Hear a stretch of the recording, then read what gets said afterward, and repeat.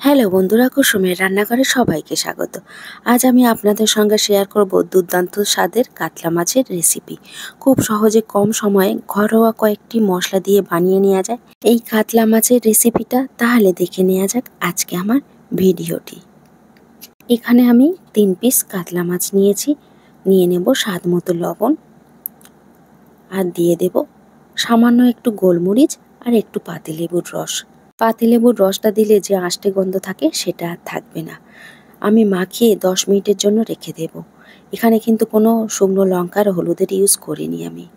আমি গ্রেভির জন্য পেস্ট তৈরি করে নেব। 2টো মিডিয়াম সাইজের পেঁয়াজ কেটে নিয়েছি আর 3টে কাঁচা লঙ্কা। এটাকে আমি পেস্ট তৈরি করে নেব। ওটা পেস্ট হয়ে গেলে তারপরে দিয়ে দেব 3 চামচ টক দই আর 7 থেকে 8 কোয়া কাজু। এটাকে একটা মিহি পেস্ট তৈরি করে নেব। দেখুন, আমি কিন্তু দুটো আলাদাভাবে পেস্ট তৈরি করেছি। আপনারা কিন্তু একসঙ্গে পেস্ট করবেন না। কাঁচা লঙ্কা আর পেঁয়াজটা আলাদা করবেন, টক দই আর কাজুটা আলাদা করে পেস্ট করে নেবেন। আমি কড়াই তেল গরম করে নিয়েছি। সামান্য লবণ দিয়ে দেব। লবণটা দিলে আর মাছটা কড়াতে লেগে যায় না। তেলটা খুব ভালো করে গরম হয়ে গেলে মাছগুলোকে দিয়ে দেব। মাছগুলো 2 থেকে 3 মিনিট হয়ে যাওয়ার পরে আমি একটু উল্টে দেব। আমি মাছগুলো কিন্তু খুব লাল করে ভেজে নেব। আপনারা চাইলে কিন্তু আপনাদের পছন্দ মতো করে ভেজে নিতে পারেন।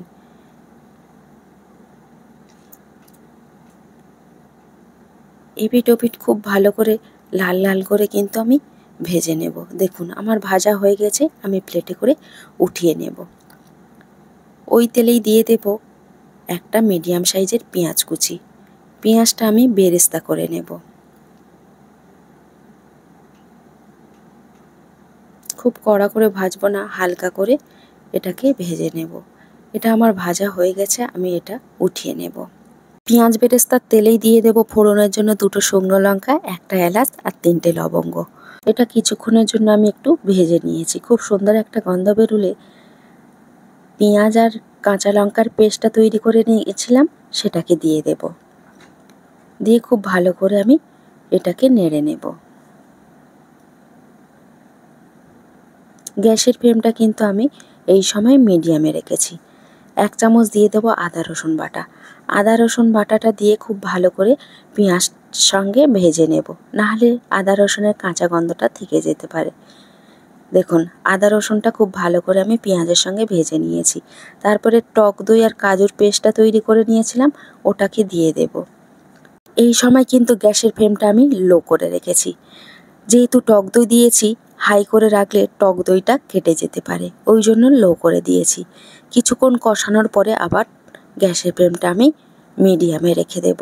ধীরে ধীরে কিন্তু মশলা থেকে তেল ছেড়ে দিয়েছে। দেখুন, আমি একটু টক দই আর কাজু বাদামের যে বাটিটা ছিল ওইটা ধুয়ে একটু জল দিয়ে দেব। জলটা দিয়ে 2 থেকে 3 মিনিট খুব ভালো করে আমি হতে দেব।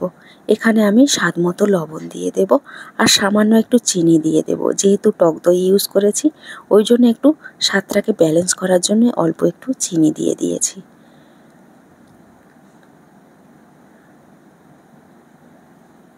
এটা আমার খুব ভালো করে কষানো হয়ে গেছে। এখানে আমি জল দিয়ে দেব। জলটা দিয়ে হালকা হাতে একটু নেড়ে দেব। গ্রেভিটা যখন ফুটে যাবে তখন ভেজে রাখা মাছগুলোকে দিয়ে দেব। মাছগুলো দিয়ে আমি ঢাকনাটা বন্ধ করে কিছুক্ষণের জন্য হতে দেব। কিছুক্ষণ পরে ঢাকনাটা খুলে দেখছি, দেখুন আমার কিন্তু মাছ রান্নাটা একদম রেডি হয়ে গেছে। এবার আমি ওপর থেকে সামান্য একটু গরম মশলা দিয়ে দেব আর দিয়ে দেব 1 চামচের মতো ঘি। ঘিটা দিলে কিন্তু কাতলা মাছের টেস্টটা কিন্তু আরেকটু বেড়ে যায়। তারপরে যে পেঁয়াজ বেরেস্তাটা করে রেখেছিলাম উপর থেকে দিয়ে দেব। মাছটা দেখতে যতটা সুন্দর লাগছে, খেতে কিন্তু দুর্দান্ত হয়। এবার আমি গরম গরম পরিবেশন করে নেব। আপনারা কিন্তু বাড়িতে এই কাতলা মাছের রেসিপিটা একবার ট্রাই করতে পারেন। আমার আজকের রেসিপি যদি আপনাদের ভালো লেগে থাকে, চ্যানেলটাকে সাবস্ক্রাইব করবেন, পাশে থাকা বেল আইকনতে ক্লিক করবেন পরবর্তী নোটিফিকেশন পাওয়ার জন্য। ভালো থাকবেন, সুস্থ থাকবেন, আবার ফিরে আসবো অন্য কোনো রেসিপি নিয়ে।